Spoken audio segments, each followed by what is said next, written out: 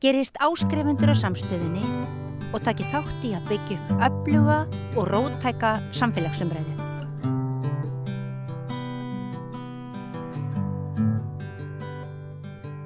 Komið sæl aftur, velkomin að Rauða borðinu. Við höldum hérna áfram með svona alveg þungavíktar samræðu að því að við erum nú ekki bara á leiðinni kosningar, heldur líka svona ýmislegt sem kemur upp á hverju degi og við þurfum kannski svolítið að staldra við og átta okkur svona á því hvað við erum að ræða því umræðan fer fram úr sér og fram úr okkur og ég komin þetta með eiginlega 4 svona sérfræðinga hver á sínu sviði en eiga sameiginlegt að geta rætt þetta fyrirbæri sem spilling og kannski spillingarvarnir líka, við ætlum aðeins að pæla í því hvað getum við eiginlega svona krafið jafnvel pólitíkusuna að setja oddinn í einhvers konar spillingarvörnum og þetta ræðum það hvort það þörf á því á Íslandi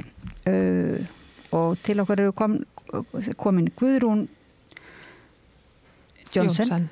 Það Jónsson? Já, fyrir ekki. Guðrún Jónsson, hagfræðingur og deildarforseti viðskiptadeildar Háskólans á Bifröst. Og Jón Þórisson, arkitekt og fyrrverandi aðstofamaður Evu Jolie, sem svolítið mikilvægur starfstitill akkurat í þessu samhengi.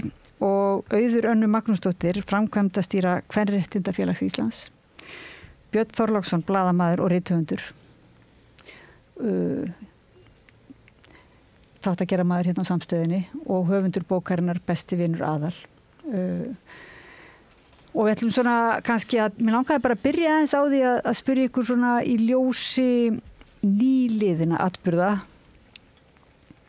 og umræðina sem hefur skapast þá núna á Íslandi.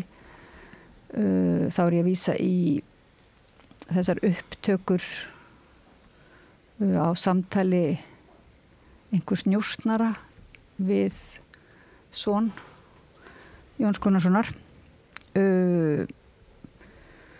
Hvað finnst ykkur svona þetta í ljósi? Finnst ykkur orðið spilling blikka eða hvað?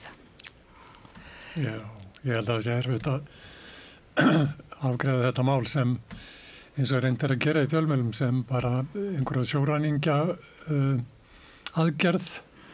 Það sem umgjörðin eiginlega aðalmálið, það að þetta fyrirtæki, ég ætla ekki að fara að mæla þessu fyrirtæki bót með neinum hætti.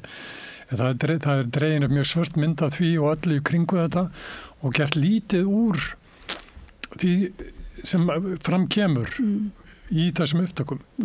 Og svo sér maður hvernig fjölmiðlarnir spila Jón Gunnarsson kemur á sokkalistunum í viðtal hjá RÚV heima í stofu hjá sér og ávarpar fréttamann með nafni oftar en einu sinni í viðtalinu og þetta svona allt til þess að gera þetta svona persónulegt og lítið og krótlegt og það bara hann og sonurinn heima í stofu og það ekkert fjallað og RÚV náttúrulega sagði ekki mjög mikið sjálfa afhjúpunina heldur dróður upp mynd af þessu fyrirtæki sem að vísu ekki fallegt en mér finnst þetta að vera allt saman að því að svo þetta að bera þetta saman við Þórð Snæ og mál hans sem að ég veit nú ekki mikið en ég sé bara hvað réttlætið fer blíðum höndum menn og þar bara þú veist, opnaða sveitir konar á vettvangum leið og hann á að segja af sér og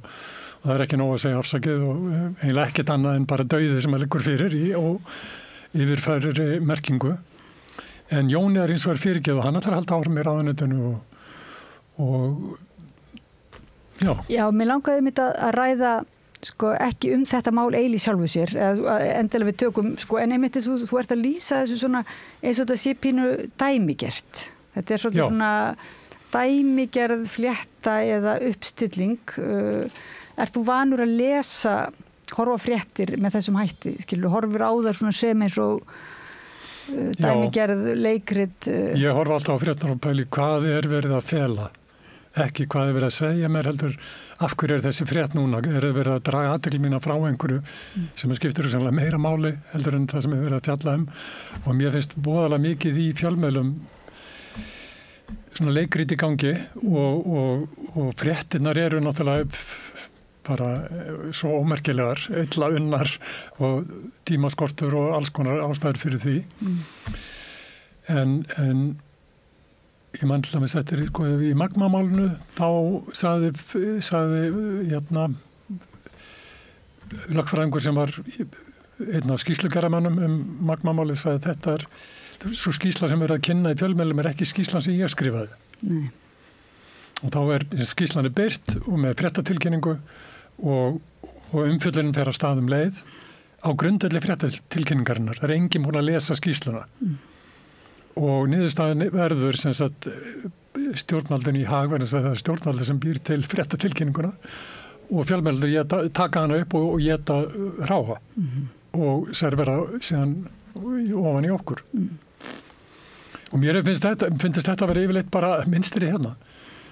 Umræðin stýrt. En þarna við kynntumst nú einmitt í þessu máli, þetta var þegar að HS Orka var seld, skúffufyrirtæki og þarna kom Eva Jolie sem hvernig má nú titla hana, var hún ekki svona eitt þekktasti rannsóknardómari í Frakklandi, má segja. Og afhjúpaði stór spillingamál í Frakklandi. Já. Og kom hérna til lands eftir hrun til þess að svona veita, það ekki ráðgjöf? Jú. Og lesa í mitt alls konar svona ferli og framsetningu og skoða Já, þetta. Hún var ráðgefandi við hvernig þetta að setja upp þessa rannsókn og var náttúrulega mjög mikilvæg í því að hvetja stjórnvöld til að setja peninga í þessa rannsókn. Og þegar hún kom hérna þá var sýslumaðurinn Akranesi í tómu skrifstofuhúsnæði niðri í Borgartúni og ekkert til gagns þar til þess að byrja þessa rannsókn. En það gerðist síðan á einhverju mánuðum eftir að Eva kom hérna og hún dró upp svona fyrsta layouti fyrir embætti sérstaks saksóknara og hvað þyrfti til þess að gera þessa rannsókn. Þegar hún skoðaði mitt þetta ferli sölu hitaveitu Suðurnesja og HS Orku þá man ég að hún sagði bara hún sagði ýmislegt en hún sagði þetta manni virðist þetta bara vera í fljótu bara glæpamál og sem að þyrfti að rannsaka eiginlega bara sem slíkt. Já. En alltaf sú rannsókn fór ekki fram og þetta fekk litla athygli einmitt eiginlega sem slíkt. Það var svona talað að þetta væri heldur neikvætt því að þarna væri bara jákvæð erlend fjárfesting og verið að bjarga Íslandi frá hruni og svo leið sko. En þarna byrjar þetta á Íslandi það ekki, þessi svona umræð spillingu, byrjar hún ekki með rannsóknarskýrslunni og eftir hrunið? Jú, ég held að sko við höfum verið svolítið sofandi fram að þeim tíma, þetta var svona rude awakening ef maður má sletta svolítið hérna á rauðaborðinu. En ég held að það sé gott sko fyrir fólk að hugsa svolítið kerfisbundið fyrirbærið spillingu og bendi bara fólki á að skoða til dæmis heimasíðu Transparency International sem alheims samtök sem hafa það markmiði sínu að eyða spillingu og auka traust almennings á stjórnstofnunum og slíkt. En sko spilling misbeiting á opinberu valdi í eigin þá eða til persónulegs ávinnings og hann getur náttúrulega tengst á ávinning fyrir hönd þriðja aðila sem að þá þér tengdur eða þú með einhverjum hætti hagnast á. Og spillingin hún þrífst helst þar sem að eftirlit lítið, báborið ekki neitt. Og líka það sem að ákvörðunartaka óljós og svona fyrirsjáanleiki lítill og aðkoma og áhrif almennings lítil en sko spillingum má alveg fyrirbyggja og það allskyns og sumt þetta bara ólöglegt það má ekki múta opinberum starfsmanni og við þurfum kannski að íhuga það hvort okkar svona framkvæmda vald með nægileg úrræði í kringum spillt athæfi. Það var komið upp á svona uppljóstranir það sem að maður einmitt velti fyrir sig sko, hvað svo, hver eru ferðlarnir hérna á ekki að framfylgja lögunum til hvers eru þau þá og það gerir þá verkum að ef okkar valdhafar fari ekki að lögunum, nú hvers vegna skildum við gera það þá? Og þá kemur aftur spurningin sko, hvers vegna svona mikilvægt að koma í veg fyrir spillingu og halda úti spillingavörnum og reyna að fylgja lögum. Það í rauninni út frá svona eins og að því ég hagfræðingur og hugsa alltaf meira mikið sko lífskjör fólks og hvernig hægt að skapa verðmæti og virði og bæta lífskjör. Það nú eiginlega, já, það svona í forgrunni fyrir hjá mér allavega og það einfaldlega það að spilling hún eykur fátækt í heiminum og rænir fólki sem hefur afl til athafna tækifærum til þess að búa til virði fyrir aðra og endurraðar rauninni virðið og skapar ójöfnuð sem að aftur skapar sko aftur skapar hennar frjóa jarðveg fyrir sko óhefli, hvað ég segja, það sem að það svona sko félagsleg samheldni rofnar. Og þar með náttúrulega getur meiri spilling grasserað kannski. Já, akkurat. Þannig að við erum jú bara menn og við erum dýr og við fylgjum ákveðnum hvötum, við erum líka frumstæð, við erum líka siðuð og siðmentuð og allt þetta og þróun ríkja kemur svolítið fram í því hvernig the rule of law hvort að það það sem við getum sagt sko, já, ég get nú ekki íslenska þetta en hlustendur þekkja þetta örugglega, það sko rule of law og svo rule by law, það að segja að haldhafarnir beiti lögunum til þess að ná sínu fram og geri þar alveg sko í rauninni spilt athæfi löglegt. Og þetta allt saman sko bara viðfangsefni sem við þurfum alltaf að vera að kljást við því þetta fylgir bara manninum og við reynum að koma ára okkur vel fyrir borð sko. Já, en hvernig getum við þá þegar þú ert að segja þetta allir lýsir bara svona grunn einkennum spillingar þá að beita lögunum í eigin þá jafnvel mútur ef að manni fyndist til dæmis þetta dæmi sem að ég var að nefna hérna á Íslandi fyrir bara 2 dögum eða ef manni fyndist það vera svona bera merki spillingar sem almennu borgari, hvað gæti maður já, þú náttúrulega ekki lögfræðingur en hagfræðingur, en hvað gæti maður þá gert svona til þess að hver, eins og þú segir, hver á þá að rannsaka það eða hvernig einhvern veginn ferðað í rannsóknarferli? Já, það sko, ég get ekki svarað því sko, því að mér sýnist að vanti upp á resursa hjá hinu opinbera til þess að taka þetta fyrir svona spillingamál og það til mikils að vinna í rauninni til að setja þetta upp og ég held að sko styrkur stofnana, það í rauninni svarið við þessu að það sé ekki eitthvað sko ákvarðanir séu teknar í myrkrinu og það séu mann á milli, heldur eru í einhverjum ferlum og sko ákvarðanir séu sko, já, fyrirfram ákvarðanir ferlar sem að almenningur skilur og stjórnsýslan í rauninni svolítið bæði gagnsæ og vel læs eða lesanleg. En ekki líka sko, það sem mér hefur sýnst vanta í okkar, eða mjög veikt í okkar samfélagi, það siðferði. Tilfinningin fyrir því hvernig siðlegt að haga sér. Hérna í gamla daga þá var sko talið svona gott að vera vandur að virðingu sinni en núna kemst fólk upp með alls konar hluti sem að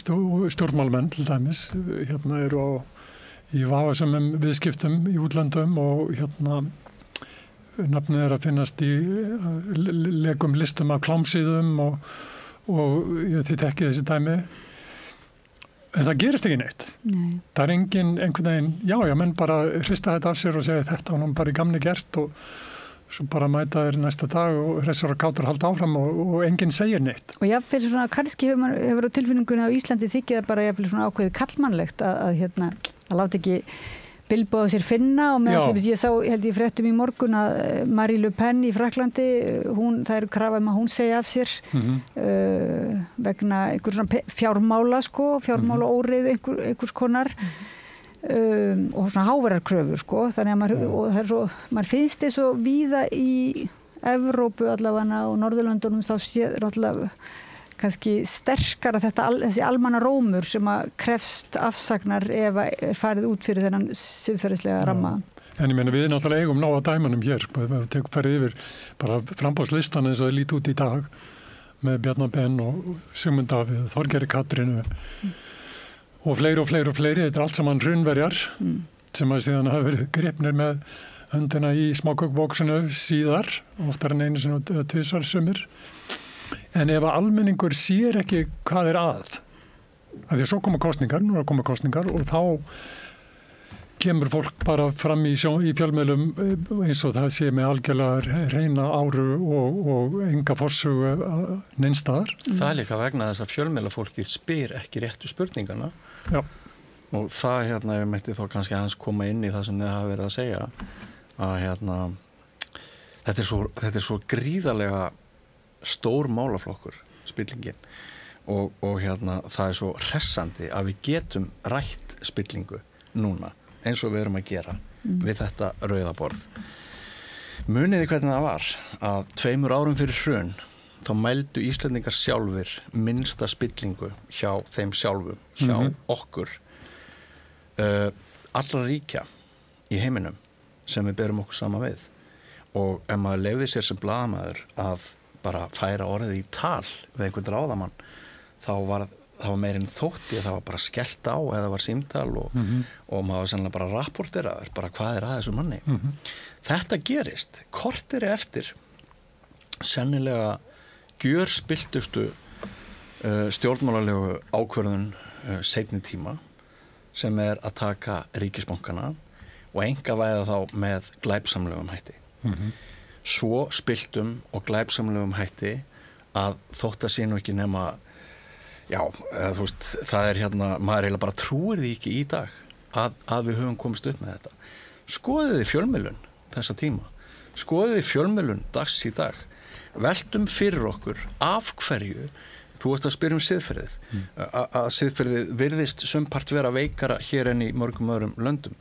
Í þessari bók, Besti vinur aðal, þá saga sögð af finnskum prófessor sem kemur til Íslands og honum boðið í mat og hann er búin að skanna Íslands samfélag í 1,5 ára eitthvað svoleiðis og honum boðið í mat þegar hann svona festa rætur og hann fær náttúrulega á sig spurninguna How do you like Iceland? Finnst þér við ekki örugglega alveg æðisleg? Og það sem hann segir fær andliti til þess að detta af húsráðendum. Það sem ég veist áhugaverðast við Ísland hvað Ísland óbúslega spillt og enginn tók eftir því. Enginn vildi taka eftir því, enginn vildi ræða það, þöggunarmúr í kringum þetta og svo framvegis. Hvers vegna það? Vegna þess að tröllin hafa alltaf haft menningarvaldið á sínum snærum. Þau stýra almenningsálitinu að miklu leyti í gegnum fjölmiðlana, í gegnum það andrúm sem í samfélaginu á hverjum tíma. Það engin leiðsögn fyrir almenning að átta sig á því hvað spiltgjörð og hvað ekki spiltgjörð. Þú nefndir mál Jóns Gunnarssonar. Hve margir? Við sáum það í beinni útsendingu að 100.000 Íslendinga sem við bara tökum marka og teljum bara hið mætasta fólk. 1000 Íslendinga voru á Facebook-þræði Jóns Gunnarssonar til í að taka undir að þetta væri persónuleg aðför að hans fjölskyldu og það væri stærsti glæpurinn í þessu máli og sem að bara í rauninni sýnir okkur að þótt við getum staðið fyrir umræðu eins og þessari þá erum við samt ekki komin lengra en svo að fjölmiðlarnir, þú varst að gagnrýna það Jón, hvernig þeir tóka þessum málu. Það full ástæða til að fara að varpa mestri sök á tæknihliðina og mestri athygli á tæknihliðina frekar en inntakmálsins, fréttina sjálfa. Þetta bara með ólíkindum. Þetta síðasta mál hans Jóns Gunnarssonar, það svo mikil sönnun þess að þótt það sé frábært að blaðamaður, fréttamaður getur spurt ráðamann þetta spilling sem hefði kannski ekki verið hægt fyrir 20-30 árum þá erum við samt að horfa svo undan hinnu augljósa og þar verður ekki undan skilist að ræða ábyrgð fjölmiðla og ábyrgð þess samfélags sem að heldur úti svo veikri fjölmiðlun að almenningur fær endalaust villandi upplýsingar. Hver besta spillingarvörnin? Hún að sjálfsögðu svo að almenningur rísi upp, almenningur viti hvenær pólitíkus spiltur og hvenær ekki. Já, ég held að þar liggir svolítið hundurinn grafin. Ég vil nú segja að það sé meira framþróun bara á íslensku samfélaginu að við getum setið hérna og talað um spillingu. Ég man þegar við vorum að setja upp Gagnsæi á sínum tíma að það fyrsta lagi var nú mjög erfitt að fjármagna samtökin og fólk einhvern veginn bara vissi ekki hvað spilling var, bara hreinlega. Við rugluðum því svolítið saman, það er bara allir að bjarga fjölskyldu businessnum einhvern veginn og hvora öðru og vinna í samvinnu við að lifa af og svona sko. Er þetta ekki svolítið peningar í brúnum umslögum? Jú, akkurat smættar niður og bara hefur ekki upplýsingu um þetta og þá spyrir maður sig sko hvers vegna. Það er náttúrulega þá skólakerfi sem ekki er að standa sig. Og það eru þetta fjölmiðlarnir eru sko náttúrulega helsta spillingavörni. Sko frjálsir fjölmiðlar og frjálsir sko rannsóknarblaðamennska, það eru þeir sem að í rauninni geta flett ofan á spillingu, þannig að hún er öll falin auðvitað. En svo þarf, sko, þeir gera það ekki eini. Og við sáum hvernig fór fyrir rannsóknarblaðamennskunni, hvernig var talað um hana í byrjun þessara viku. Já. Þetta var alltaf og hötuð. Já, og það átti að setja það í fangelsi og þarna voru öflin, þau voru strax svo sterk og frétta römmunin, fyrirsagnar og allt. Þetta sneri allt strax á haus. Ég held reyndar að íslenskur almenningur sé einmitt farin að læra þetta. Fólk býður bara, telur bara niður, hvenær kemur maskinan hérna og ræðist á blaðamanninn og hver sko og fer inn í aðferðina og í staðins að tala einmitt inntakið. Við erum meðvituð fórum með, hvað segir þú Auður, með hvernig horfir þetta við þér núna, þetta mál? Sko, ég held að þetta, það er eitthvað sem vantar í þessa sögu þetta blessaða ísraelska njósnafyrirtæki því að það sem að kemur hann í ljós er eitthvað sem að við vitum öll. Við vitum öll að Jón Gunnarsson vill koma á hvalveiðum. Við vitum öll að hann var settur í matvælaráðuneyti til þess að veita hvalveiði leyfi. Það er hann að tala við sonans, það eru upplýsingar sem að koma hann fram, eru hearsay. Það er einhver sem segir eitthvað. Það er ekkert af þessu sem getur haldið fyrir dómstólum eða neitt svoleiðis. Þannig að ég hef áhyggjur af því að þetta sé bara svona smokescreen eins og þið voruð í raun kannski að segja að draga athyglina frá raunverulegum málefnum og kosningabartunni af því að flokkarnir er ekki tilbúinu með neitt. Þeir eru ekki tilbúinu til þess að ræða málin. Hvað ætlum við að gera í menntamálum? Er einhver að tala um umhverfismál? Er þetta ekki stærsta ógnin sem við stöndum frammi fyrir og það er allir blanko. Þannig ég held að þetta sé mjög mikið svona, hoppum á þennan vagn og tölum um eitthvað svona pínulítið. Er það að tala um þá að fjölmiðlarnir hoppa á þennan vagn eða stjórnmála? Við bara öll. Þetta er svona stemning. Það er alls konar, ég get komið 1000 samsæriskenningar. Mér finnst bara innihaldið í þessu vera ofrýrt með að við efforti sem virðist hafa verið sett í þetta. Fyrrverandi hvað heitir þetta, Mossad hættulegasta fólkurugli í heimi er að elta einhvern fasteignasala á Íslandi.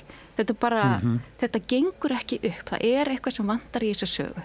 Annarkvort hafa þeir verið að reyna að komast að einhverju öðru og þeir hafa ekki náði.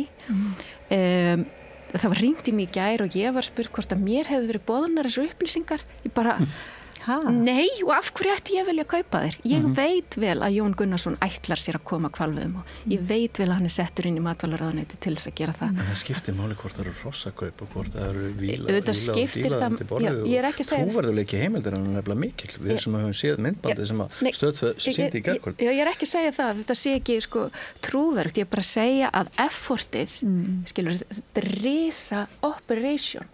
Og upplýsingarnar eru eitthvað sem við vitum allar þetta vissu allir til hvers þessi leikur var gerður Er það? Nei, við vitum það ekki. Við vitum það nefnilega alls ekki, en getum við please fara að tala um málefni og eitthvað sem skiptir máli. Þú veist, Sjálfstæðisflokkurinn er mjög spilltur og það sýnir sig bara, þú veist, hvernig Áslaugu Arna til dæmis bregst við, reynir að benda á Guðmund Inga sem að ég hef nú töluvert mikið gagnrýnt, en reynir að benda á að þegar hann kemur inn í umhverfisráðuneytið að það sé hann að verja sína hagsmuni samanborið við það hvernig Jón Gunnarsson er að verja sína hagsmuni. Þetta bara sýnir að meira sér ráðherra Sjálfstæðisflokksins, Áslaugu Arna, hún gerir sér ekki grein fyrir mununum á því að berjast fyrir almannahagsmunum og náttúruvernd og fjárhagslegum hagsmunum vina sinna. Þetta er bara svo alvarlegt. En þú ert náttúrulega fyrirverandi formaður Landverndar. Nei, framkvæmdastjóri. Framkvæmdastjóri, já. Þannig að þú þekkir svolítið svona, ég veit ekki, þú þekkir svona þessar sögur sem eru svolítið bak við tjöldin, það ekki? Á bak við ýmsar ákvarðanir sem eru teknar eða ekki teknar. Það ekki? Þú kynnist því í þínu starfi. Þannig að þú ert kannski svolítið vön að horfa á svona fréttir og að þú segir það áttu þessi allir á því. Ég er ekkert vissum einmitt allir hafa áttu sig á því. Nei, ok. En svona þannig, þú sér strax að þetta það er einhver leikflétta þarna og þú sér strax að eða svona þú hugsa með þér að þetta dæmi með upptökun og njósnarana, þetta er hluta einhverju stærra máli. Ég bara segja að okkur vantar einhverju upplýsingar þetta. Það er eitthvað sem að lyktar að það er skítur. En á það ekki við þetta máli í heilsinni sem sagt hvalveiðarnar. Þannig að þetta er ótrúlegt að það skulle vera það er engir þjóðhagslegir hagsmunir í húfi. Nei, svona fyrir það er engir, fyrir fyrirtækið er þetta tapútgerð og það er, þú veist, það er svo skrítið að þetta skulle halda áfram að vera svona mikið mál fyrir Sjálfstæðisflokkinn og þennan eina mann þarna sem er sendur sem hluti af sendinefnd Íslands til að vera á ráðstefnum alþjóða hvalveiðiráðsins og svo. Þetta er allt svo undarlegt að kannski mögulega að reyna að setja hvalveiðar á dagskrá sem eitthvað kosningamál af því að það er svona rosalega divided en er ekki menntamál, umhverfismál, þessi stóru málaflokkar sem við þurfum að takast á. Ég er fullkomlega á móti hvalveiðum og til að ég banna þér. En mér finnst það ekki vera risastór kosningamáli. Enginn að tala nýja stjórnarskrá. En ég held að sjálfur rétt sem að þú veist að segja með að flokkarnir hafa ekkert fram að færa. Nei. Og maður sér í Þorgerði Katrínu í sjónvarpinu daginn leggja fram alveg nýja og ferska hugmynd. Sala ríkisegna á einkavæðingu. Það var eins og það var alveg bara, þú veist, eitthvað sem hún var að bara komast að væri sniðugt að gera. Og svo er borin fram svona mál eins og heilbrigðismál, geðheilbrigðismál. Hvernig geta geðheilbrigðismál verið kosningamál? Og ég meina, kosningamál eru stóru mál, það eru skattarnir, hvernig eru umgangustu auðlindirnar, hvernig er skipting auðsins í samfélaginu, hvar finnum við peninga til þess að reka sameiginlega sjóði eins og til dæmis hvernig finnum við peninga til heilbrigðismála, en við erum ekki að tala geðheilbrigðismál í kosningabortu. En það er náttúrulega allt, kannski þess að þú ert að lýsa þetta tekið úr samhengi og það er kannski það sem þú ert að líka segja að í staðin fyrir að þessi uppákoma er tekin eins og bara eiginlega dæmisaga okkar stjórnsýslu sem væri þá hægt að leggja út af og gera að kosningarefni. Það er að segja viljum við kjósa flokka sem sagt eru ítrekkað bendlaðir við og svarið er já en í staðin fyrir við ofan í eitthvað smáa letribítu hvað er með þennan ísraelska njósnar eitthvað svona, þú ert að menna það er þessi afvegaleiðing á umræðinu, svo kemur þarna smjörklípu afvegaleiðingina og Þórði Snæ og svona og við erum bara einhvern veginn alltaf komin dálítið langt, þess nefnir við þurfum við að halda okkur við eflið þetta í dag og pæla hans í því þessi spilling á Íslandi sem við gerum ráð fyrir að sé, það er spilling og við erum aðeins að spyrja aftur hvað er spilling, bara svona rifið aftur upp og hvernig byrtist hún og hvað getum við gert og hvernig getum við einhvern veginn sem almenningur þá og sem gert kröfu á fjölmiðla og gert kröfu á stjórnmálafólk að upplýsa okkur þú veist, eins og þú nefnir gegnsæi mamma nú eftir þetta var bara mjög svona var sett, þetta var mjög mikið notað orð eftir hrun og eftir rannsóknarskýrsluna. Það er ekki fyrsta skipti svo bara núna það er ekki eins og við séum, ég held að við upplifum ekki að verkferðlar séu mjög gagnsæir það hefur allavega ekki, við höfum ekki haldið til streitu held ég að fá vitneskju hvernig kaupin gerast á eyrinni. Nei. En máli er þetta snýst ekki alltaf bara kaupin og einhver einstök mál, þetta er stemning og það er búin til stemning, það er búið til stemningu í okkar samfélagi sem er þannig að það veit enginn hvort hann er að koma eða fara. Það veit enginn almennilega hvað er löglegt eða hvað er ólöglegt. Ég var að lesa til dæmis hvernig Íslandsbankaskýrslan var römmuð inn, hvað var skoðað og hvað ekki. Og það myndi mig á Móniku Lewinsky og Bill Clinton hann gat haldið fram í fjölmiðlum að hann hefði ekki átt mög við Móniku Lewinsky, en þess að hann hvernig var þetta, átti í kynferðislegu sambandi, af því að samkvæmt hans skilgreiningu þá voru munnmög ekki kynferðislegt samband. Og og á Íslandi til dæmis þessi skýrsla Íslandsbanka, hún römmuð þannig inn að það kemur eiginlega ekkert ólöglegt í ljós, þetta bara óhöndulega gert og einhvern veginn, þetta verður svona móð. Og það endalaust móð í íslensku samfélagi, þannig að það veit aldrei neitt almennilega hvað má ekki, hvað góð vinnubrögð. Já, ég held að þú sért að lýsa þarna í rauninu spillingu í skilningunni brot og almennu trausti. Já, sem mjög góð skilning á spillingu. Mjög góð skilning, það bara ein birtingamyndanum, því að og gagnsæja og ferla og svo framvegis. Við almenningur þurfum að geta reitt okkur á að upplýsingar sem koma frá opinberum aðilum sem vinna fyrir okkur séu skýr og við getum reitt okkur á þær og skiljum þær vel. Og svo kemur einhver og fer bara alveg gegn þessum ferlum og brýtur þar að leiðandi niður traustið og þá getum við ekki í rauninni haldið út í viðskiptum eða samskiptum með með sömu forsendu. Þetta þegar traustið rofið, í hverju einu samfélagi mjög mikilvægt að það sé svona aftur að sletta healthy dose of mistrust. Það að segja, það að vera heilbrigt vantraust. En ef að vantraust mjög mikið, þá bara missum við svolítið framtakssemi og við getum ekki þá bara, förum við hon í skilina og látum öðrum eftir og þá komast aðilar sem bara fanga ríkisvaldið og bara taka það af okkur. Og lýðræði, þetta allt saman tengt lýðræðinu líka. Að lýðræði náttúrulega kannski svona tiltölulega nýtt fyrirbæri, þannig séð. Og við erum ekki, í sögun ef við skoðum hana, þá hefur náttúrulega verið að sveiflast á milli alræðis einstakra leiðtoga og svo lýðræði og eitthvað þarna á milli. En til þess að lýðræðið viðgangist, þá verðum við auðvitað að hafa upplýsingar og geta treyst þeim og fá það frá aðilum sem eiga ekki hagsmuna að gæta. Og þess vegna eru fjölmiðlarnir svo mikilvægir og krafa almennings á auðvitað vera. Fjölmiðlarnir mikilvægir, já, en hver staða þeirra? Við erum með Morgunblaðið, það eitt dagblað. Sem fær mestu ríkisstyrkina. Sem fær mestu ríkisstyrkina og þar hver ritstjóri Morgunblaðsins? Akkurat. Hver saga hans í fortíð okkar? Hver trúverðuleiki Morgunblaðsins? Og hver fjármagnar þetta? Hvað höfum við séð hjá fréttastofu Ríkisútvarpsins í seinni tíð? Bara mikla veikingu, miklu minna sjálfstæði. Ég vann sjálfur á Ríkisútvarpinu í mörg ár. Ég get borið saman tíman að tvenna. Hvað var fréttablaðið? Já, það farið. Það bara horfið. Já, hvað orðið alla litlu miðlana? Þeir eru bara meira og minna horfnir. Ég það stutt sinni tók viðtal við mann sem ritstýrir fjölmiðli. Hann undanskilur algjörlega aðhalds- og eftirlitshlutverkið, hið svokallaða varðhundshlutverk. Eina leið hans til þess að gefa út fjölmiðlinn að halda sig bara við svokallað samfélagssmiðshlutverk.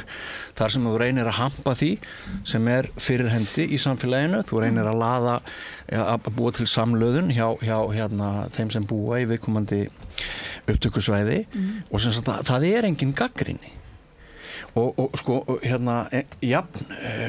mikilvægt og mér finnst að við séum jákvæð og bústuð og trúum því að við getum smíðað eitthvað stórkostlegt út úr íslensku samfélagi, þá verði ég að segja það að mér finnst við ekki vera ávarpa sem skildi hvað staðan alvarleg hérna á Íslandi. Mér finnst málið hans Jóns Gunnarssonar, mér finnst að sýna hvað við erum langveik og lasin þjóð. Í fyrsta lagi að okkur hafi bara fundist í lagi að Bjarni skildi lempa hann sem var á leiðin yfir í miðflokkin eftir hann tapaði prófkjöri með því að taka peninga ríkisins, peningana mína, skattpeningana sem ég greiði og búið til jobb fyrir Jón. Það ekki í lagi. Það spilling. En ekki það spilling. Ég vil segja. Má ég halda áfram? Það spilling.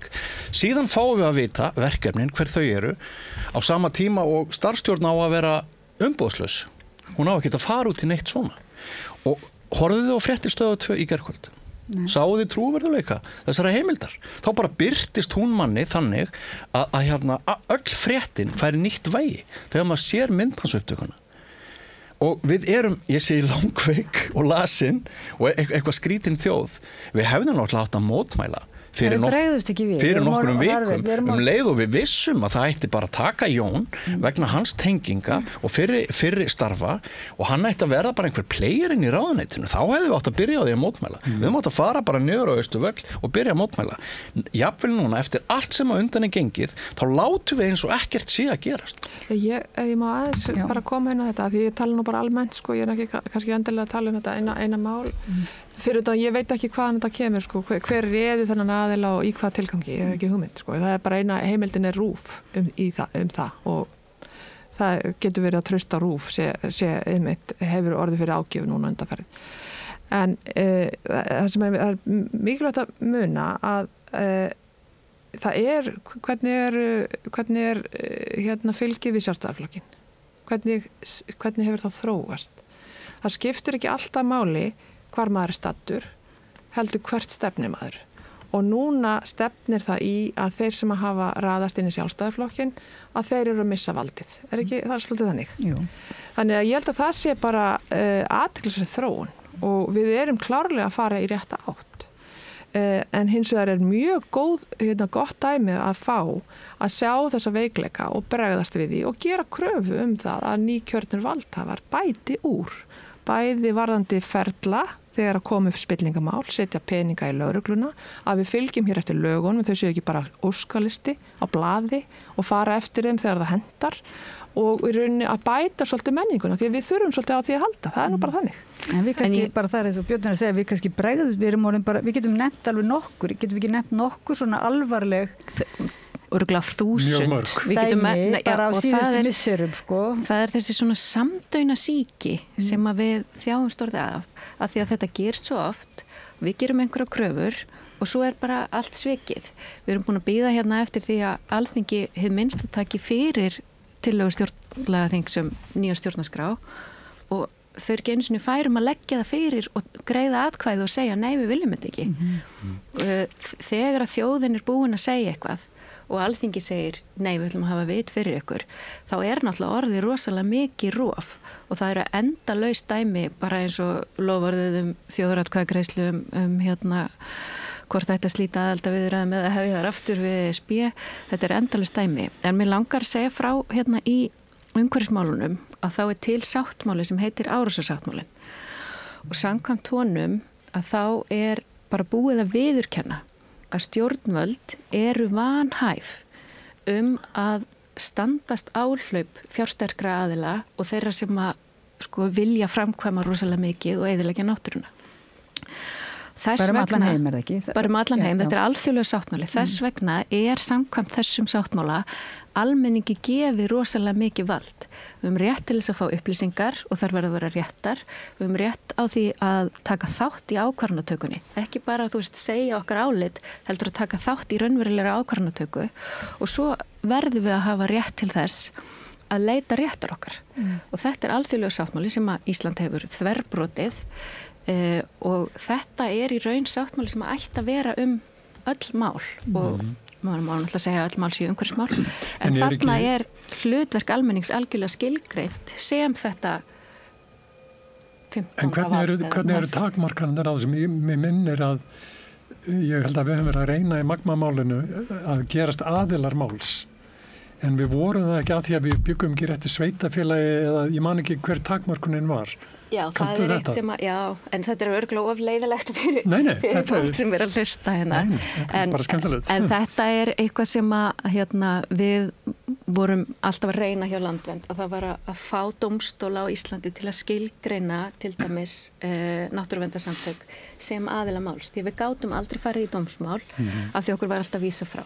Og þetta er ekki í samræmi við Árósasáttmálinn sjálfan. Hins vegar er aðildarríkjunum svolítið rými gefið. Það þýðir hins vegar ekki að íslensk stjórnvöld get ekki sagt vá, þeir eru svo mikilvægir almannahagsmunaverðir því eigið að hafa aðild. En í staðinn velja íslenski dómstólar og íslensk stjórnvöld að segja nei, þeir eru svo hættuleg. Við skulum útiloka ykkur þannig að þið komist ekki einu sinni fyrir dómstóla. En við náttúrulega búum í samfélagi þar sem að stjórnmálastéttin og þeir sem eiga samfélagið, fyrirtækin ráða öllu í orkunni, í útgerðinni, í túrismannum. Þetta er bara fólk sem er saman í klíku.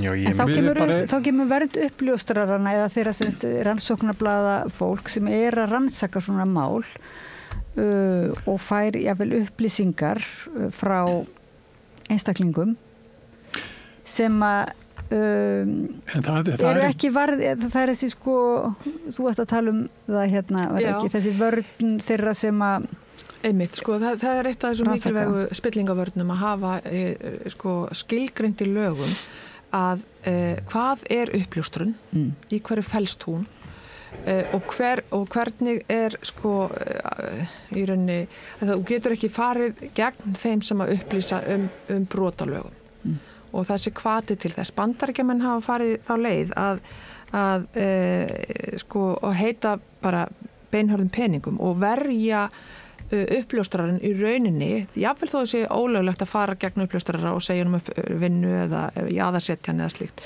Þá gera bandaríkjamenn sér eða gerðu sérstaklega, ég veit ekki hvernig þetta verður með undir nýjum valdhafa, en þeir setja upp sitt kerfi þannig að uppljóstrarinn er varinn með fjárhagslega. Þannig að það er líka svolítið hættulegt vegna þess að menn geta séð sér leik á borðið og ég vil reynda ná hefndum fram í gegnum uppljóstrun eða segja frá einhverjum svona persónlegum erjum og það gerðist nú bara þegar Madoff til dæmis var hérna, komst upp um svikamilli kringum Madoff sem var fjármála jöfur í New York borg að aðili sem að eftirlitið að það bara treysti honum, hann var virðulegur aðili, hafði komið var aðili í Kauphöll New York borg, New York Stock Exchange og þeir fóru aldrei neitt alvarlega, eða fóru aldrei inn í þetta, jafnvel þó svo að fólki fannst hann vera að ná fram alveg þvílíkri ávöxtun sem að var eiginlega bara ótrúlega með við markaðsaðstæður. En það kom maður fram sem að hérna, skoða þetta nánar og hann kom með ábendingar til fjármálaeftirlitsins í Bandaríkjunum og svo sagði hann alltaf í lokin með stórum sko capital letters, hvað sem er stórum stöfum by the way, I declare the bounty í framhjálöpi vil ég segja ykkur að ég ætla að fá bæturnar sem fylgja þessari uppljóstrun og það rýrði trúveruleika uppljóstrunarinnar að þá hélt fjármálaeftirlitið satt að segja, hann væri bara eftir peningum og væri að búa til eitthvað case sem að og ná fram hefndum, persónulegum hefndum. Þetta voru tengsl líka milli Madoffs og þessa aðila. Þannig að þetta er allt saman sko, þetta er ekki hvilt að skori. Nei, en þannig er náttúrulega verndin bara verið að gera einhver aðgerið til þess að vernda misgóðar, sjálfsagt, en það náttúrulega er augljóst það ekki eins og bara til dæmis Eva Jolie sem að lýsir því bara í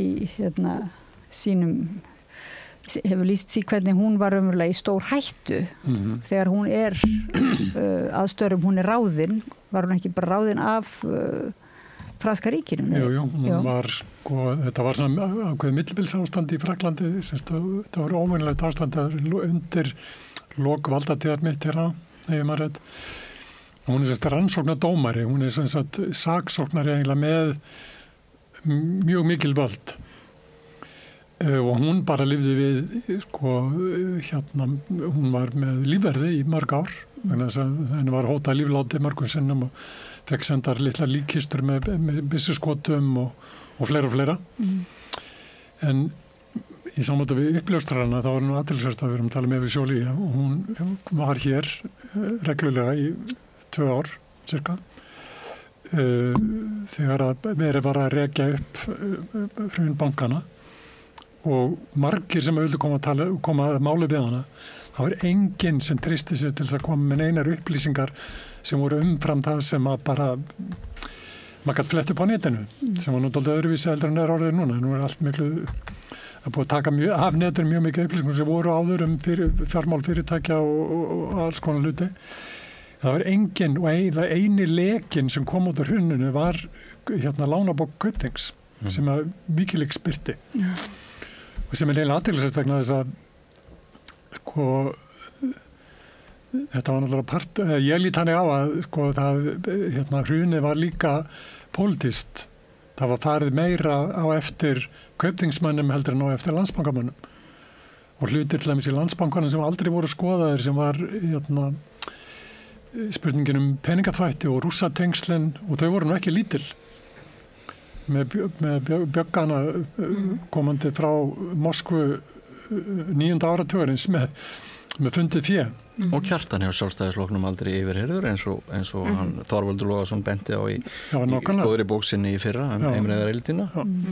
En skýrslan sem var gerð líka, og þar var saksóknari settur, var hann ekki síðan bara settur af eða allavega fjármagn til embættisins skori niður, ef ég man rétt? Það var svona... Þú tala um rannsóknarskýrsluna? Já. Það var náttúrulega bara afmarkað verkefni sem var lauk með útkomu skýrslunni, svo var sérstakur saksóknari. Hann náttúrulega var það fyrsta sem Bjarni Ben gerði þegar hann komst til valda 2013. Það var að skera niður fjárveitingar sérstaklega saksóknari. Já, ég er að vísa í það sko. Þannig að einhvern veginn þessi von held í almennings eftir skýrsluna og þessi skýrsla var svolítið svona eins og biblía sko. Ég keypti alla skýrsluna. Já, hún var heilög í einhver misseri. Og þetta innherja munið teikningin, það sem að sáist innherja samtryggingar kóngulóin eða flækjan rótarflækjan var svo afhjúpandi og einhvern veginn við hefum gert okkur vonur að þessi er einhvern veginn fyllt eftir síðan gleymum við svo það myndast ákveðin uppbygging þetta var pínlítið að þetta var svo mikil áhersla á persónur og þeir fóru í fangelsi vissulega, einhverju gæjar keyptu sér dúksrúm og fluttu með sér upp á Snæfellsnesstað sem voru stegin í hesta útgerð og öðrum skemmtilega heitum smá tíma en sko En sjálf spillingarformið er ekki upprætt kerfi breytist ekki neitt. Nei, en mér finnst líka að við þurfum að ganga aðeins lengra í umræðinu núna en við höfum gert. Við erum að velta því fyrir okkur af hverju við erum eins og erum. Af hverju siðferði ekki hærra en það og af hverju bregðust við ekki harðar við þegar uppkoma spillingamál sem augljós. Við þurfum að núna hætta okkur út í það hræðilega að velta fyrir okkur hvað verður þann sem gagnrýnir. Hvað verður þann sem bendir á? Hvað verður þann sem segir þetta er ekki í lagi? Er ekki dæmin oftast þau að sá hinn sami, honum ýtt enn lengra út á jaðarinn en hann var fyrir og er ekki rosaleg hætta á því að lífsbjörgum þínum sé telt í hættu ef þú ætlar raunverulega að geysast fram og segja þetta gengur ekki og ég ætla að gera eitthvað í því að þoka Íslandi yfir á betri stað. Íslandingar eru náttúrulega sérfræðingar í berús. Akkurat, ég bara svo ég kom aftur af ástæðu þess að ég skrifaði þessa bók að hún svo að rétt eftir fall Fréttablaðsins þá ætlaði ég að birta grein í Fréttablaðinu sem að bara yfirskriftina við þurfum að tala okkur sjálf. Og þar hafði ég rætt við ungmenni sem að sögðust, íslensk ungmenni sem að sögðust ætla að flýja Ísland. Annars vegar vegna þess að það væri ekkert hægt að búa hérna út af húsnæðiseklu, vaxtamálum og því að við erum ekkert að sinna ungu fólki. Við viljum ekki ungt fólk. Og hins vegar þá voru bara fleiri en einn og fleiri en tveir sem að ræddu spillingu sem þátt. Og þar var þessi útilokunarmenning að ungmenni sem höfðu starfað til vinstri í einhverjum svona róttækum sellum bara, ungt fólk, pólitískt fólk það var bara þegar búið að fá þau skilaboð það myndi aldrei fá almennilega að vinna á Íslandi nema það að ég ákveð, þótt Fréttablaðið sé fallið og ég hef ekki lengur vettvang til þess að birta þessa grein, þá birti hana bara á Facebook ég birti hana bara á Facebook vegnum mínu þá fara nú heldur betur hlutinir að stað og milli 40 og 50 brottfluttir Íslendingar í útlandum þeir hafa samband við mig og þeir segja mér sínar farir ekki sléttar kemur að tjáningafrelsi og því að andafa spillingu á Íslandi og það þá sem að hugmyndin kviknar að skrifa þessa bók þótt sumir segja nú að hún hafi verið skrifuð á 40 árum en hvað þurfti ég að fara í gegnum hvert var mitt eigið sálarstríð þegar ég velti því fyrir mér verði ég ekki að skrifa þessa bók mitt persónulega sálarstríð verður ef ég skrifa þessa bók þá líklegt að ég fái aldrei vinnu á Íslandi hjá einhverjum sem eiga eitthvað undir sér eftir það. Er ég tilbúin að fórna því? Konan kom til mín og ráðlaði mér að gera það ekki. Konan mín. Hún bara sagði, Bjössi, ég held við ráðum ekkert við þetta. það bara þetta þýðir bara endir alls í lífsbergarlegu tilliti, bara aðeins að klára nema það að ég hugsaði með mér nei, sennilega ég bara komin það langt út á jaðarinn hvort þið að ég hef einhvað að tapa og þarna þarftu að fara til þess að rýna í íslenska spillingu, þú þarft að hafa bjargir til þess að sjá þér farborða sjálfstætt, þú getur ekki reitt þig á önnur öfl. Bjartsýnt talum af því sjálfstæðisflokkurinn mælist með 12% eða 13% núna að þá verði allt í lagi, ég hræddur ekki. Ég hræddur að sko eignatengsl sjálfstæðisflokksins og þeirra sem aflana sem eru hér, þau verði áfram söm. Ég hræddur að sjálfstæðisflokkurinn muni áfram spýta vel í og fylgja hans verði meira. Sjálfstæðisflokkurinn ekkert verri en aðri flokkar. Sjálfstæðisflokkurinn bara ástand Framsóknarflokknum, sá flokkur sem að komst upp með það fyrir lýðveldi að raða á garðan og ef þú ert ekki í þessum klíkum þá ertu bara í vanda. Þetta bara einhver veruleiki sem við höfum ekki rætt sem skildi. Við höfum ekki rætt félagssöguna undir, við höfum ekki rætt í rauninni allt sem væri mikilvægast að ræða. Og af því að ég hef núna gengið í gegnum þessa kvöl sjálfur, þessa klemmu og þetta val og ég ákvaða að taka skrefið, þá get ég rætt klemmu annara. Og fyrst og fremst þá rætti ég við hellinga fólki sem hafði orðið fyrir hræðilegum skaða og ber úsferðbót eins og þú segir. Ólína Þorvarðardóttir, hún skrifaði slíka bók fyrir nokkrum árum. Hún að vinna með þér og Bifröst, ekki satt? Jú. Já. Ég ræði við Brynjar Níelsson í bókinni bók Ólínu og ber úsferðbót og það fyrsta sem Brynjar Níelsson gerir í bókinni að taka Ólínu niður. Gera trúverðuleika hennar engan. Já, þess vegna ég að tala þetta mjög óþægileg umræða, ég átti með á því. Við viljum vera miklu settlegri. Við viljum trúa því að Ísland sé miklu æðislegra en það en svona það. Já, ég held bara að sé ekki einskroð í Ísland og ég ætla ekki að draga úr þessari sögu og ekki úr þessari reynslu sem þú hefur haft. En og ég held að þessi margir sem að geta sagt sömu söguna. Þess vegna þurfum við að gæta þess hvernig kerfin okkur eru byggðu upp og þess vegna tek ég fram þetta dæmi Bandaríkjamanna. Þeir ganga lengra heldur en bara að þessi lagabókstafurinn sem segir að þú megir ekki fara í aðgerði gegn þeim sem upplýsir lögbrot. Heldur þeim fjárhagsleg framtíð tryggð í lögum og það kannski eitthvað sem við þurfum að gera kröfu að við þurfum að ganga lengra einfaldlega vegna þess að sko það maður skildi ætla þessi erfitt að haga sér eða erfitt að komast upp með vonda hegðun í litlu samfélagi en það svo merkilegt hvernig jafnaði að það í rauninni sko þessi ríkjandi leikaáætlun að nýta sér aðstöðuna og að þegar þú kemur að kjötkollunum þá beitir þú nákvæmlega sömu aðferðum og aðrir vegna þess að nú loksins ertu komið þangað og ert búin að vera í þjáningunni fram að þeim tíma. Þannig að þess vegna þurfum við að stilla af og ég kannski meira hópfúl að þyldurum til að ég held sko að eins og ég var alveg vísa í áðan þegar við settum á stað gagnsæi þá talaði bara enginn notaði enginn orðið spilling eins og það væri bara eitthvað hræðilegt að segja bara eins og einhver fúkyrði en þetta bara eitt af því sem að mannskepnan þarf að takast á við og lítil samfélag, sama hvar hvort þau eru í Ástralíu eða á Íslandi þau eru svolítið svipuð þetta er bara dýnamík sem er viðbúið að hafa og þess vegna þurfum við að krefjast þess af völdum fulltrúum eða kjörnum fulltrúum að setja upp regluveldið og ekki bara það sjá til þess að sé framkvæmt á reglunum. Og svo þarf líka þetta eins og komið þetta við Rauðaborði í kjölfar af útgáfu bókarinnar Einbreiðarklíkuna og bók hennar Ólínu. Þá hefur komið þetta fólk sem að koma út úr skápnum skiljið með spillingar reynslu sína eða svo leiðis. Þetta svona eins og hálfgert spillingar MeToo sem hefur eldri borgarar einhverjum. Já. Og þeir geta að tala frjálst. Það er ekki hægt að reka á vinnu, þeir eru konur á lífeyri.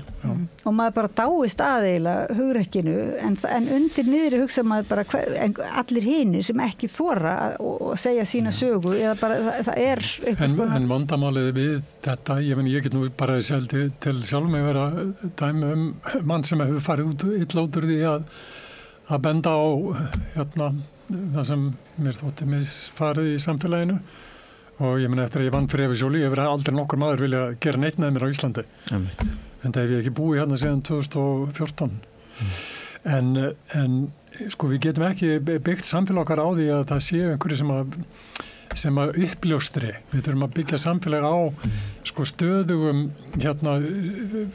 fundamenti siðferðis. Þannig við sjáum hvernig til dæmis fjármálageirinn virkar, að það er alltaf fundnar nýjar, sko ef að brotaviljinn til staðar, þá eiginlega útilokað að koma í veg fyrir að menn svindli.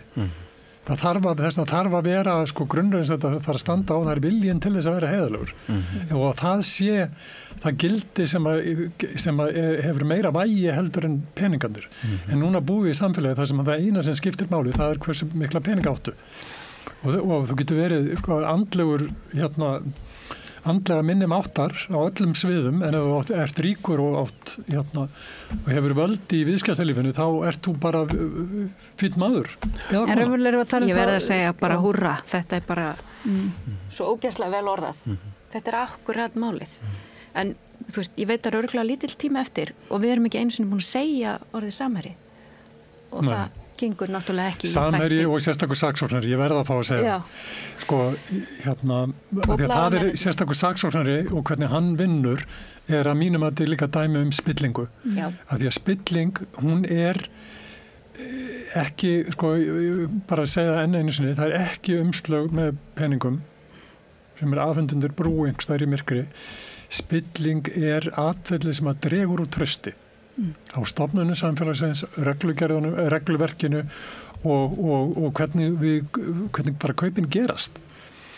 Sérstakur saksóknari til dæmis í bankamálum meðan Eva Joly var ráðgjafi og það er rétt að leggja áherslu á að hún réð engu og hún gaf ráð hvernig henni fannst þetta standa að þessum málum. Og eitt ráð sem hún gaf að henni fannst að þetta ætti að vera eins opið og hægt var. Saksóknari að segja frá því hverju sinni hvað hann var að gera, svona eins og við leyfilegt var miða við, semst að það var ekki verið að spilla gögnum og svo framvegis, en það var tekin upp leyndarhyggja. Hjá sérstakur saksóknari, það mátti aldrei segja neitt, það var ekki upplýst hverju voru yfirheyrðir, nema það bara blaðamenn sátu lögreglubílana þeir voru að flytja vitnin inn í Skúlatún, hvar hann var. Og samherjamálið er mjög gott dæmi sem sagt hvað þetta er skammarlega að öllu staði hérna.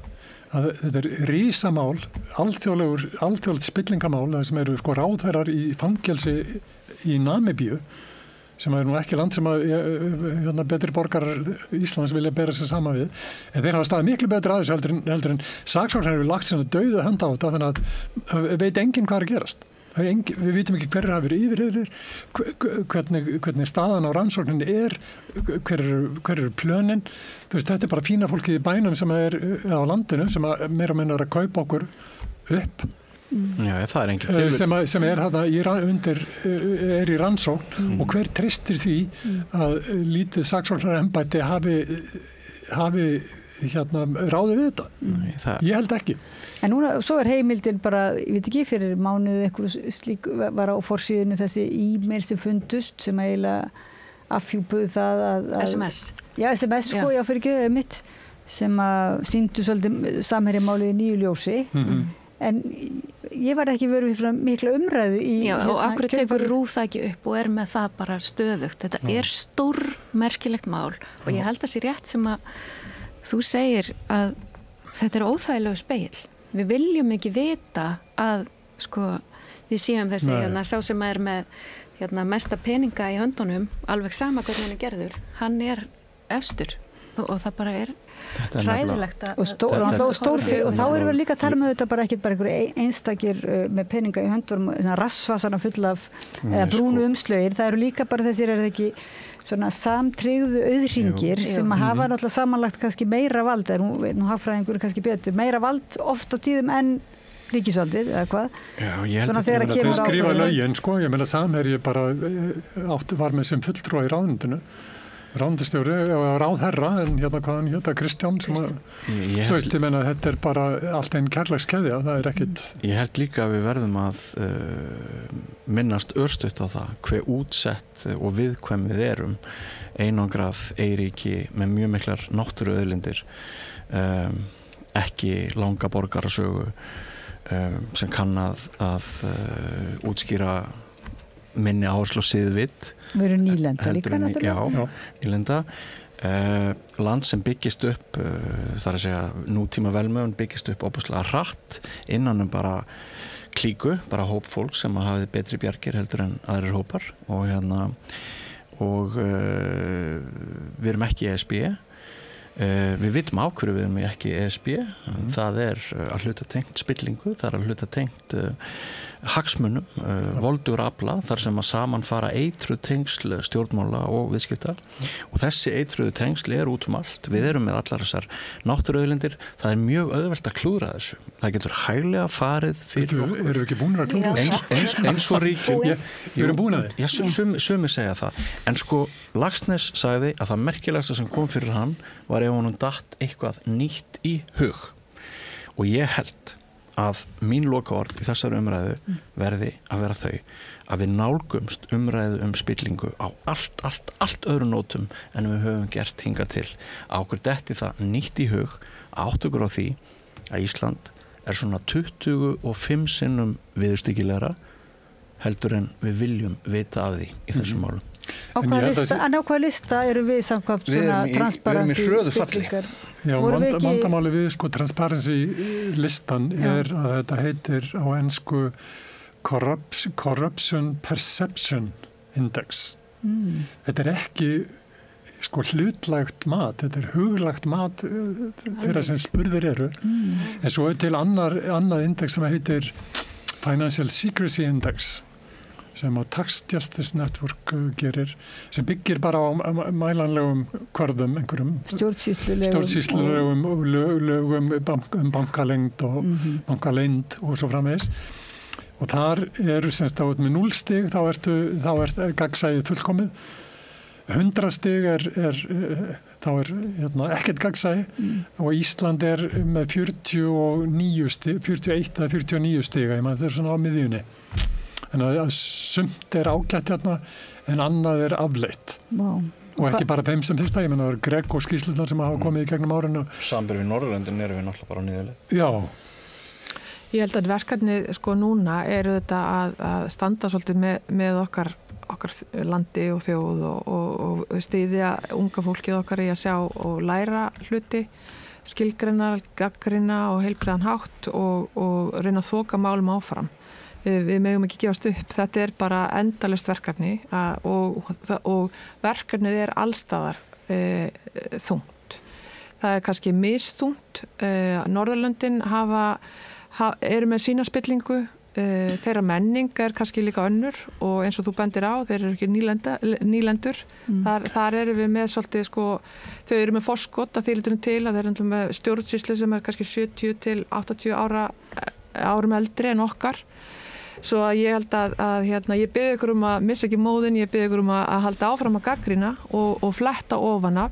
Stöndum með þólendur? Já, algjörlega og stöndum með uppljóstrunum því að það þeir sem að geta bent okkur á hvernig staða mála en við erum líka að standa og gera kröfur til fjölmiðla og ég tala nú fjölmiðl okkar allra sem að við eigum sjálf og erum að reka. Það að segja, náttúrulega samstöðun er almenningsfélag eða samegnarfélag eða eitthvað slíkt, en sem gott, held ég heppilegt form á rekstri í þessu tildi, en við eigum ríkisútvarp sem með mikla resursa og við eigum auðvitað að gera kröfur til þeirra að þeir séu faglegir og skilji inntak blaðamennsku. Þannig að þarna getum við byrjað, eins og þú segir, það vernd uppljóstrar, hvort sem það fjárhagslega eða bara vernd, almenn vernd. Það líka þetta bara ekki bara uppljóstrarar eða einhverju sérstakir heimildamenn, heldur bara að kannski að við getum, ég veit ekki, einhvers konar hópefli eða valdefling að þora að segja sína sögu, þannig að það sé ákveðin meðvitund að það sé jákvætt, að þú setja ekki bara skítællið mitt að vera nefna það neikvæða, heldur það sé ákveðin svona eins og segir stemning, eins og það stemning fyrir spillingu, þá líka þetta kannski eflu upp andspillingarlega stemning fyrir heilindum. Ég held að núna sé svolítið stemning fyrir því að búa til eitthvað nýtt. Ég held að við séum að upplifa, ég held að það sé svona sem samfélag hrynja. Maður sé bara, við erum búin að sjá þetta undanfarin ár, hvernig ósáminn vellur upp og afhjúpast á svo mörgum sviðum samfélagsins. Og ekki verið að tala það. Já, ég meina þetta náttúrulega kemur allt smám saman. Þetta, ég meina, Róm var ekki byggð á einum degi, hún féll heldur ekki á einum degi. En ég held að við séum að upplifa sögulega tíma og ég held að umræðan semst að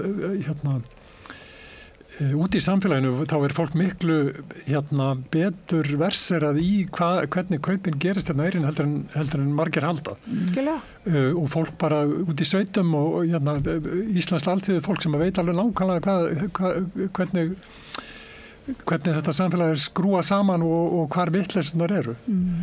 Og ég held að þetta fólk alltaf að hlusta orðið suss. Já, ég er bara sussaða menn, en hvernig haldið það líka að sé að búa á Akureyri eða norður landi þar sem að Samherji og kaupfélag Skagfirðinga á allt. Ég prófaði það í 25 ár. Þú veist, þetta er bara svona, býrði í svona company town og þú hefur ekkert frelsi. Ef þú missir vinnuna, þá það er ekki nein hús að venda. Þá kemur náttúrulega líka þetta sem við upplifum eftir hrun, þar sem við vorum svona einmitt í viðkvæmri stöðu að það voru erlendi fjárfestar sem lofuðu ýmsu, til dæmis sérstaklega í þorpum sem voru eins og Andri Snær náttúrulega lýsti líka í Draumalandinu og þú veist bara raunverulega komu eins og svona stórflottur kall og lofaði að byggja eitthvað veg og mála. Júel. Já, og þannig að við svolítið líka erum alltaf að vona kannski sem einstaklingar líka bara að fólk fái lán í bankanum og þetta svona gangi vel og þar með, að því þar kemur orðið sko mútur, þú veist, þetta auðvitað ekki hægt að segja kannski einhverju heilu sveitafélagi eða sveitastjórn sé mútað, en það einhver svona óþægileg tilfinning. Það bara víst hægt að segja það. Já. Það eru klárar mútur þegar að kjörnum fulltrúa boðið gott starf fyrir fyrirgreiðslu. Þetta eru hreinar klárar mútur og við höfum mörg staðfest dæmi þetta. Síðan eru líka sveitastjórnir sem að setja báðum megin við borðið. Þær taka ákvarðanir hvort að framkvæmda eigi að fá framkvæmdaleyfi og þær eru líka að venda náttúruna og þá fá allar tekjurnar.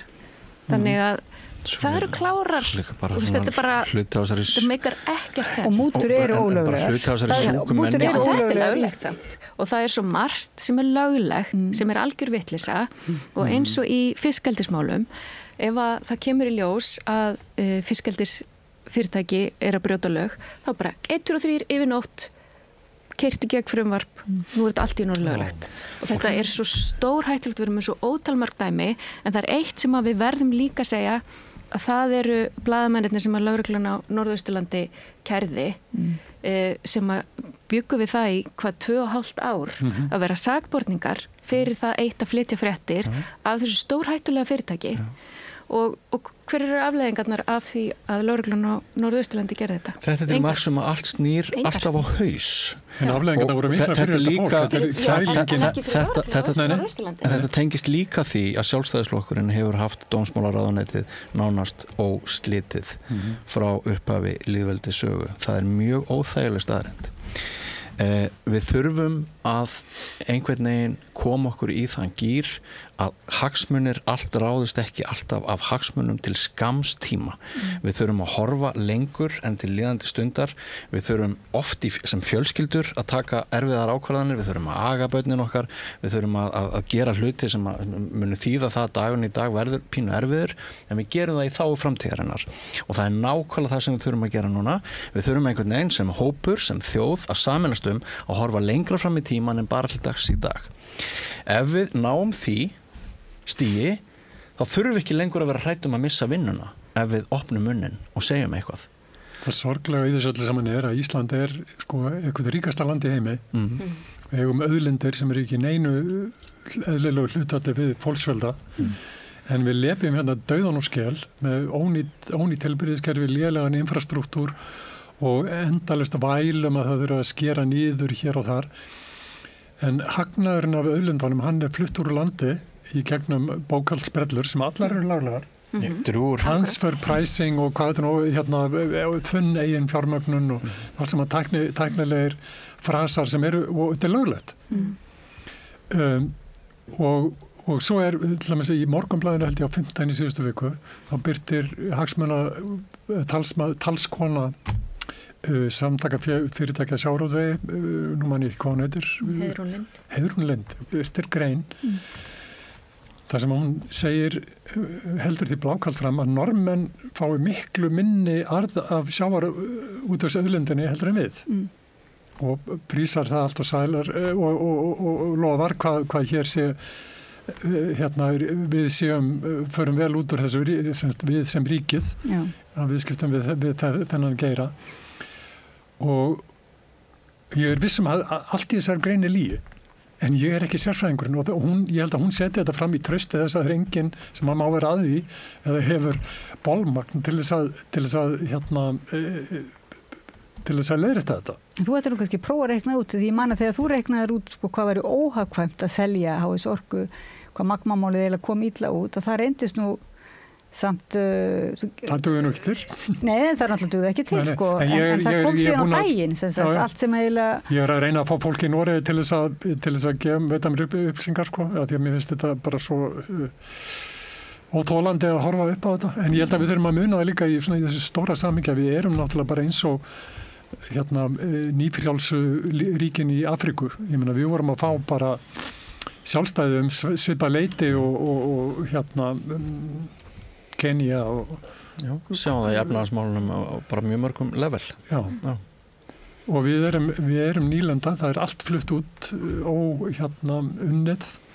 Þannig við þurfum eiginlega að gera kröfu að kjörnir fulltrúar okkar, þeir eiginlega passi upp á að koma þessum spillingavörnum, kannski taka nýja stjórnarskrá, vita hvort það ekki hægt að koma inn í hann, það ekki einhvers konar laga umgjörð sem að verndar betur almenning og upplýsingar til almennings og laga setja tiltekin lög, bara virkilega það ekki auka sem sagt vald og hvað þarf að auka ekki gagnsæi saksóknara, sérstökum saksóknara og ýmislegt sem bara hægt það ýmislegt hægt að gera. En við verðum einhvern veginn að hafa þá að því við einmitt svo komum hérna fram, við náttúrulega töpum okkur allt, við erum náttúrulega sagnafólk og þetta eru skemmtilega sögur og þetta eru alveg magnaðar glæpasögur. En við þurfum að passa okkur núna í aðdraganda kosningana að láta ekki afvegaleiðast af smjörklíbónum eins og til dæmis útlendingamál. Þetta eru 100 eitthvað manns sem eru aðalmáli, þetta bara getur ekki staðist. Það bara verið að draga aðtökleikar að fara með okkur út á okkur forað sem að stjórnmálum vita nákvæmlega hvað er að gera að taka þetta upp.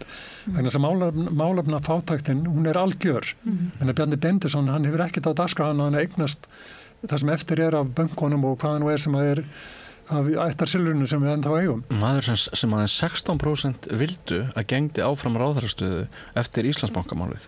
Já. Þetta er þessi endalausi fingur framan í þjóðina. Henry Alexander Henriksson, siðfræðingur, hann er í þessari bók, besti vinur aðal, hann segir, virt lýðræði á að vera virt öll 4 árin sem að kjörtímabil stendur yfir. Hér höfum við að alist upp svo frumstæðan lýðræðisskilning að það sé bara lýðræði 1 dag á ári. Á 4 ára fresti. Það er daginn sem við göngum til kosninga. Því að Bjarni vísar alltaf til þess sem gerðist fyrir 4 árum þegar við fórum inn í kjörklefana. Og síðan telur hann að hann þurfi ekki verið í neinu trúnaðarsambandi við íslenska þjóð. Það skiptir engu máli hvað skoðanakannanir sé að mæla. Hann á bara trúnað við einn aðila. Það eru viðskiptamennirnir hans og sjálfstæðisflokkurinn. Þau 12-13% sem núna eru eftir, samkvæmt skoðanakönnunum. Þetta er náttúrulega ekki í lagi. Akkur eru fjölmiðlamenn ekki að minnast á fortíð þessara fulltrúa þegar kappræður hefjast í sjónvarpinu? En við höfum þá sem sagt verkefni að efla ríkisútvarpið, þessa stofnun sem við eigum og það er menningarstofnanir og rannsóknarstofnanir, háskólana, í alvörunni. Þetta er bara að segja allir að sama. Þessar stofnanir, ég var að tala húsnæðismál í gær, húsnæðis- og mannvirkjastofnun, vinnur alveg stór gott starf. Allar þessar rannsóknarstofnun, okkar eftirlitsstofnanir, sem sagt fagfélög, náttúruverndarsamtök, sem sagt þess að við kom fram til í spjalli okkar í fyrra árinu. Þú veist, öll þessi fagfélög sem eru að rannsaka og kanna og fylgjast með, fara út á ráðstefnur, koma heim með nýjar fréttir, fagfólkið út allt land. Það er ekki hlustað einhvern veginn, þessi þekking hefur ekki skila sér svona svolítið illa inn til stjórnvalda.